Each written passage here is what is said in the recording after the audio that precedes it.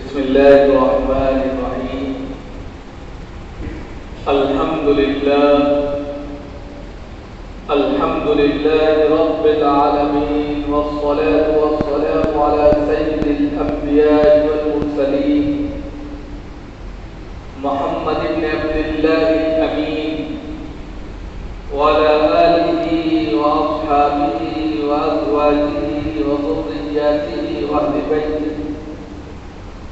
وسلم تسليما كثيرا كثيرا. أما بعد، أعوذ بالله من الشيطان الرجيم. بسم الله الرحمن الرحيم.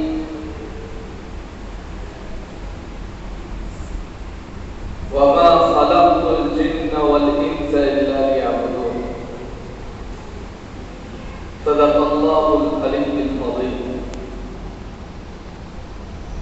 محترم بزرگوں اور دوستوں، دینی اور ایمانی بھائیوں، اللہ رب العزت کا شکر ہے، اس کا کرم ہے کہ اس نے اپنی بارگاہ میں آنے کی توفیق عطا فرمائی.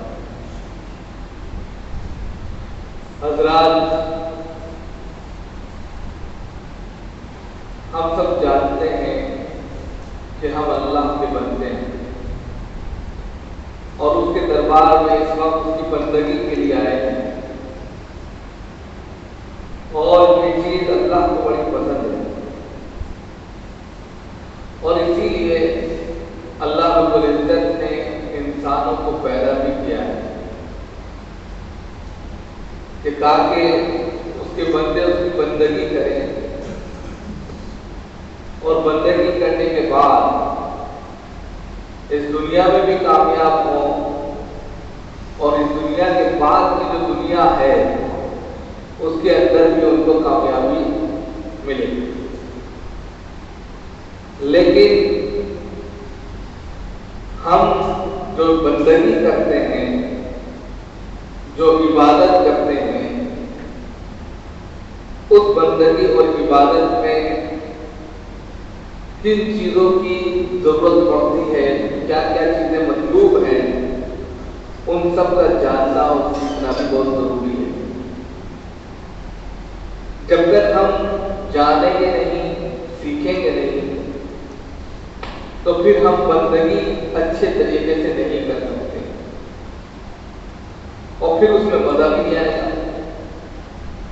لیکن جب ہم جان گئے ہوں گے، ہم سیکھے ہوئے ہوں گے، پڑھے ہوئے ہوں گے، یاد کیے ہوئے ہوں گے، تو اس چیز کو کرنا ہمارے لیے آسان بھی ہوگا، اور اس کے اندر دلچسپی بھی پیدا ہوگی، انٹرسٹ بھی آئے گا، مزہ بھی آئے گا. لیکن جب کوئی چیز ہم کو پتہ ہی نہیں ہوتی تو نتیجہ یہ ہوتا ہے کہ ہم اس سے دور ہو جاتے ہیں، اور وہ کام کرتے ہوئے ہمیں مزہ نہیں آتا. یہ دنیاوی امور سے بھی آپ دیکھ سکتے ہیں کہ جس کام میں آپ کو فوقیت حاصل ہے، جس میں آپ کو دسترس حاصل ہے، جو فن آپ جانتے ہیں اس کو بڑے اچھے سے کرتے ہیں، اور دوسری چیز جس کو آپ نہیں جانتے اس سے کتراتے ہیں، بھاگتے ہیں. اسی طریقے سے دین ہے کہ دین کو اگر ہم سیکھ لیتے ہیں، سمجھ لیتے ہیں، تو اس کا کرنا ہمارے لیے اور مزید آسان ہو جاتا ہے اور مزہ آنے لگتا ہے. اور جب ہم سیکھتے ہی نہیں ہیں، جانتے ہی نہیں ہیں،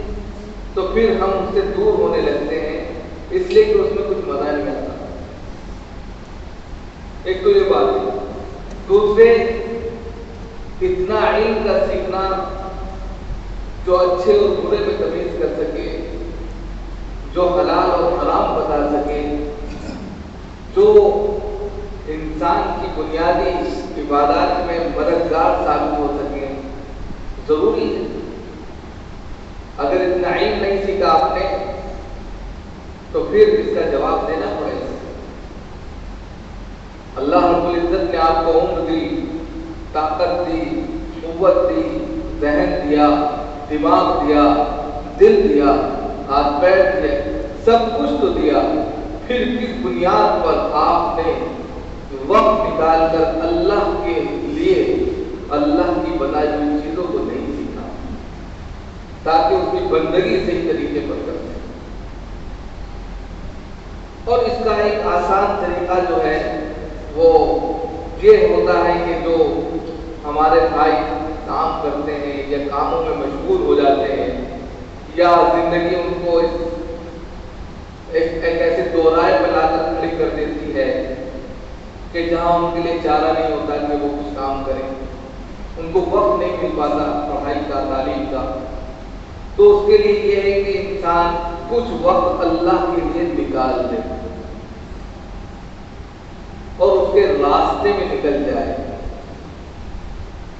اس کے گھر میں آ کر بیٹھ جائے اور جو چیزیں ضروری ہیں اس چیز کو سیکھے۔ اور اس کا بہت آسان طریقہ ہمارے تبلیغی جماعت بھائیوں نے شروع کیا کہ تبلیغ تو ہوتی ہی ہوتی ہے، اس کے اندر اتنی تمام چیزیں بھی سکھا دی جاتی ہیں جو ضروری ہیں۔ حلقہ لگتا ہے،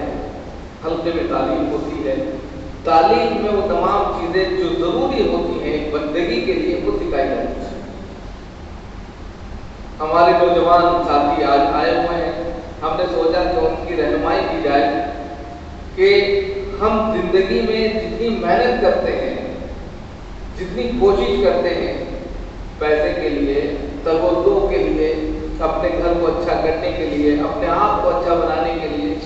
اپنے پیٹ کے لیے محنت کر رہے ہیں، اچھی بات ہے، یہ محنت کرنا اللہ کو بہت پسند ہے۔ اللہ رب العزت کو یہ عمل بہت پسند ہے، اس لیے کہ ایک نبی کے تعلق سے آتا ہے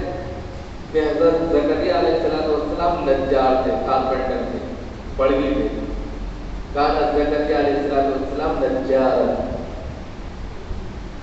تو نبی بھی کام کرتے تھے، آپ صلی اللہ علیہ وسلم بکریاں چراتے تھے، نبیوں سے کام لیا گیا، کس بنیاد پر؟ کہ جو ان کی امتی ہوں وہ اپنے کو یہ نہ سمجھے یہ چھوٹا کام ہے، یہ بڑا کام ہے، یہ ہم نہیں کر سکتے، نہیں، محنت کی کمائی اصل ہے، خون پسینے کی گڈے کی کمائی اصل ہے، جو حلال کمائی ہوتی ہے، اسی لیے حلال اور حرام کا جاننا ضروری ہے۔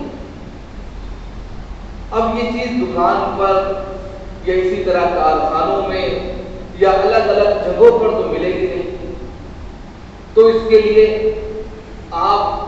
نے یہ کیا کہ ہم 27 دن 28 دن جو ہے اپنی دکان کو دے دیں گے، اپنے کاروبار کو دے دیں گے، 3 دن جو ہے ہم مسجد میں آ کے اپنے دین کو سیکھیں گے۔ بہت بہترین بات، یہ قابل مبارک ہے وہ لوگ جو اس میں لگے ہوئے ہیں، اور وہ بھی قابل مبارک بات ہے جو اپنا وقت دیتے ہیں اس دین کو سیکھنے کی۔ کیونکہ صفائے نبی پر ایک چبوترا بنایا گیا، صفائے نبی مسجد نبی کے اندر ایک چبوترا تھا، اس پر طالب علم آ کر بیٹھ جاتے تھے، وہ صفہ آج بھی ہے، وہاں پر تعلیم ہوتی رہتی ہے، صرف تعلیم کے لیے وقت ہے۔ تمام مدارس کی سب سے پہلی یونیورسٹی کہہ سکتے ہیں تو وہ صفہ ہے۔ مدینہ منورہ میں کوئی عمر کا تقاضا نہیں ہوتا تھا، ایک 27-28 سال کا نوجوان بھی وہاں بیٹھا ہوتا تھا، 15 سال کا لڑکا بھی ہوتا تھا، اور 70 سال کا بزرگ بھی وہاں بیٹھا ہوا دین سیکھ رہا ہوتا تھا، کسی میں کوئی موازنہ نہیں ہوتا۔ جو چیز ان کو معلوم نہیں ہوتی تھی فوراً وہ ایک دوسرے سے دریافت کرتے تھے، تاکہ دین جب ہماری زندگی میں آ جائے گا تو پھر ہماری زندگی وہ زندگی ہوگی جو جناب محمد رسول اللہ صلی اللہ علیہ وسلم کی زندگی، جو اللہ کے رسول صلی اللہ علیہ وسلم نے بتایا کہ اس زندگی پر چلو گے تو کامیاب ہو جاؤ، جو مطلوب ہے اللہ کو، تو نبی پاک علیہ السلام نے عمل کر کے دکھا دیا، کردار کے اعتبار سے بتا دیا۔ اب ہمارے لیے یہ چیز بہت آسان ہو گئی کہ اگر ہمیں زندگی نے موقع نہیں دیا پڑھنے کا، کالج میں جانے کا، اسکول میں جانے کا، مدرسوں میں جانے کا، تو پھر ہم اپنے کاروبار میں سے کچھ وقت نکال کر اگر دین کے لیے خرچ کرتے ہیں، دین کو سیکھنے کے لیے خرچ کرتے ہیں، تو یہ عمل اللہ کے نزدیک محبوب ترین عمل ہے۔ گویا کہ والے صحبہ نبی کی پھر سے وہ یاد تازہ ہو جاتی ہے، جس میں صحابہ کرام رضوان اللہ تعالیٰ علیہ اجمعین جا کر بغیر کسی اونچ نیچ کے صفہ پر بیٹھ کر تعلیم حاصل کرتے تھے۔ اس میں کوئی موازنہ نہیں ہوتا تھا کہ کوئی بڑا ہے یا چھوٹا ہے، ان کے بغیر کسی تفاوت کے ساتھ وہ علم سیکھتے تھے اور پھر اپنے اللہ کو یاد کرتے تھے۔ وہ بیک وقت ایک ہی وقت میں طالب علم ہوتے تھے، وہ ایک ہی وقت میں استاد بن جاتے تھے، ٹیچر ہو جاتے تھے، وہ ایک ہی وقت میں بہترین فنکار ہوتے تھے، وہ ایک ہی وقت میں بہترین کاریگر ہوتے تھے، وہ ایک ہی وقت میں بہترین صناع اور کسان ہوتے تھے، وہ ایک ہی وقت میں اپنے وقت کے بزنس مین ہوتے تھے۔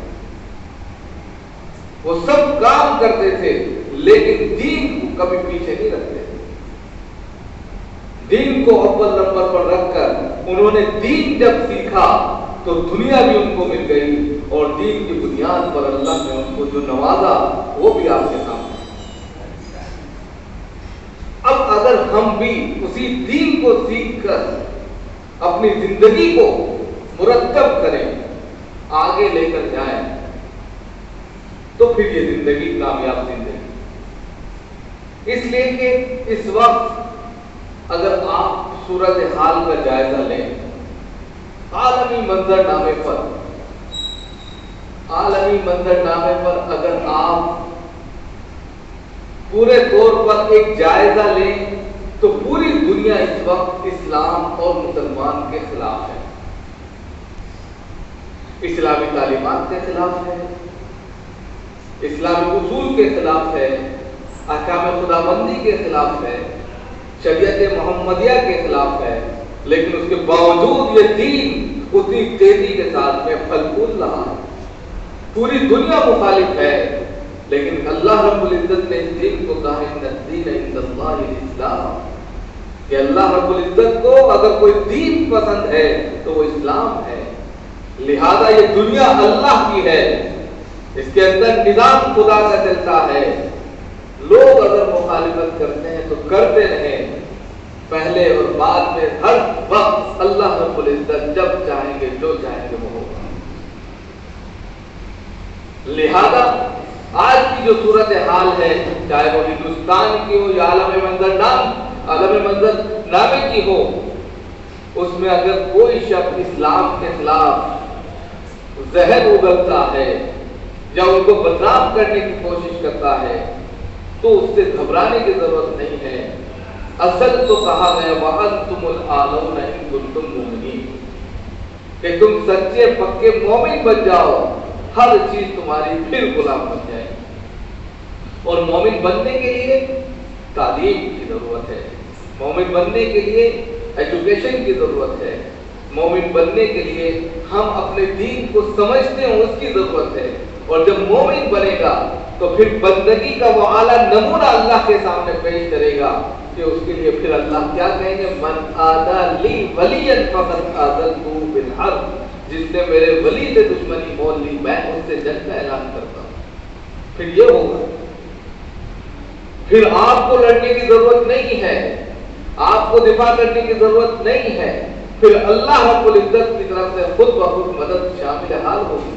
اور اللہ رب العزت کے وہ فیصلے نازل ہوں گے جس طرح غزوہ بدر میں نازل ہوئے، ایک دو نہیں، دو تین نہیں، بلکہ 2000 نہیں، 3000 5000 کی گروپ فرشتوں کے ذریعے بھیجی گئی اور پالا مار لیا گیا۔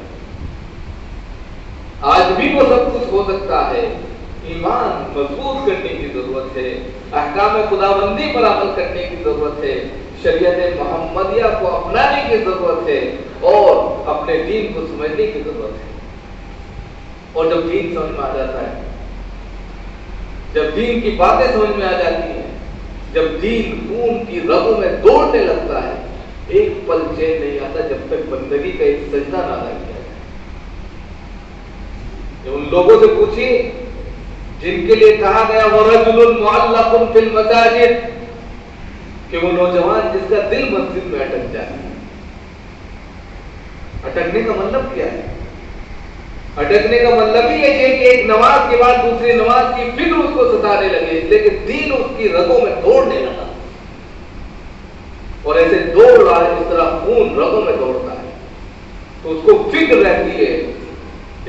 की फिक्र है कि मुझे कल अल्लाह के यहाँ जवाब देना है। मेरा खुदा, मेरा अल्लाह, मेरा रब मुझसे अगर पूछ लेगा जिंदगी तुम्हें दी थी, बेहतरीन जिंदगी दी, खूबसूरत जिंदगी दी, क्या करके आए? सिर्फ दुनिया कमाई, मेरे लिए कोई काम नहीं किया, आखिरत के लिए कोई सवाब के काम नहीं किए, कोई खैरात नहीं की। पूछा जाएगा, एक एक पल का हिसाब होगा। तो हम जहां दुनियावी जिंदगी को अच्छा बनाने के लिए मेहनत करते हैं, तगो-दो करते हैं, मशक्कत करते हैं और हर एतबार से उसमें लगे रहते हैं, ये भी अच्छी बात है। साथ ही साथ जरूरत इस बात की है कि हम उसी में से अल्लाह की बंदगी के लिए भी पूरा वक्त निकालें, जो मतलूब भी है और फर्ज ऐन भी है। अगर आपने वो वक्त नहीं निकाला तो वक्त तो निकल के चले गए, लेकिन फिर आपको कल क़यामत के दिन इसका अफसोस होगा कि काश के वो वक्त जो मुझे मिला था, अगर उस वक्त में मैं अल्लाह की बंदगी करता और अल्लाह का बोलबाला करता तो आज मुझे उसका फल मिल रहा हो। तो इसके लिए जरूरत है, हमारे नौजवान साथी यहाँ पर मौजूद हैं, वही कौम के इस वक्त जो है कह सकते हैं कि सरमाया है। वो अगर दीन के ताल्लुक से संजीदा होंगे तो उनसे जो छोटे हैं वो खुद ब खुद शौक पकड़ेंगे और उनके अंदर खुद ब खुद उनकी एक्टिविटी को देखते हुए, उनके रहन सहन को देखते हुए, उनकी सरगर्मियों को देखते हुए उनके अंदर वो तमाम चीजें सरायत कर जाएंगी, असरअंदाज होंगी, वो भी दीन के शौकीन बन जाएंगे। ये सारी चीजें जरूरी हैं। आपने देखा साहबा इकराम रिज़वानुल्लाह तआला अलैहिम अजमईन अपनी जानों का नजराना आप सल्लल्लाहु अलैहि वसल्लम की खिदमत में लिए फिरते थे। तो छोटे छोटे बच्चे फौरन अपनी जान के नजराने के लिए कूद पड़े कि हम भी रज़ू में जाएंगे, हम भी फलाह को पिछाड़ देते हैं, हम भी जो कर लेते हैं। तारीख के कितने वाक़यात हमारी नजरों के सामने हैं। तो हम जब अच्छे बनेंगे, हम जब अच्छा अमल करेंगे, जब हम खुदा की बंदगी करेंगे और वक्त पर करेंगे,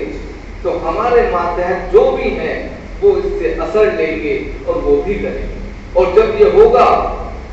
तो दूसरे जो लोग हैं, जो गैर मुस्लिम हैं, जो अहले वतन हैं, जो इस चीज को जानते नहीं हैं, वो भी इससे असरअंदाज होंगे। दावत सिर्फ यही नहीं है कि हम एक दूसरे को दावत दें, दावत का मिशन बहुत बड़ा है कि हम अपने किरदार से ऐसी दावत पेश करें कि सामने वाला कह दे कि वाकई ये दावत है, कि इनका रहन सहन, इनकी बंदगी खुद इस बात की तरफ इशारा करती है कि इनके जो रहबर थे, जो कायद थे, जो सरवरे कौनैन थे, वो छोटे मोटे नहीं, बल्कि वो अल्लाह के वो एक ऐसे बरगुज़िदा बंदे थे और पैगंबर और पैगंबर थे जिन्होंने पूरी इंसानियत की कायम कर दी, और वही असर इनके ऊपर है। अब नबियों का सिलसिला नहीं है, अब नबियों के काम की जिम्मेदारी उम्मत के कांधों पर है। अगर वो अच्छा बनकर उम्मत को अच्छा पैगाम देंगे तो ये खुद ब खुद दावत बन जाएगी। और अगर वो अच्छा नहीं बनेंगे और अपने मामलात को साफ सुथरा नहीं रखेंगे, बंदगी को सही तरीके से अदा नहीं करेंगे, अल्लाह के बताए हुए फरीजों को मुकम्मल नहीं करेंगे, पूरा नहीं करेंगे, तो दूसरे लोग खुद उंगली उठा देंगे कि कैसे हैं कि अल्लाह ने सब कुछ दिया, ये खुद बंदगी नहीं करते, तो हम में और तुम में क्या फर्क है। तो लिहाजा हमें सोचने का मकाम है। अब अगर हमें मौका मिला है, जितना मौका मिला है और जैसा मिला है, उसमें ज्यादा से ज्यादा दीन सीखें, कुरान पाक की सूरतों को याद करें, जो दुआएं हैं उनको याद करें, जो जरूरी चीजें हैं उनको याद करके अपनी जिंदगी में लाए और फिर उस पर अमल करें, तो इंशाअल्लाह तुम्हें इंशाअल्लाह फायदा होगा। अल्लाह ताला हम सब अमल की तौफीक बनाए।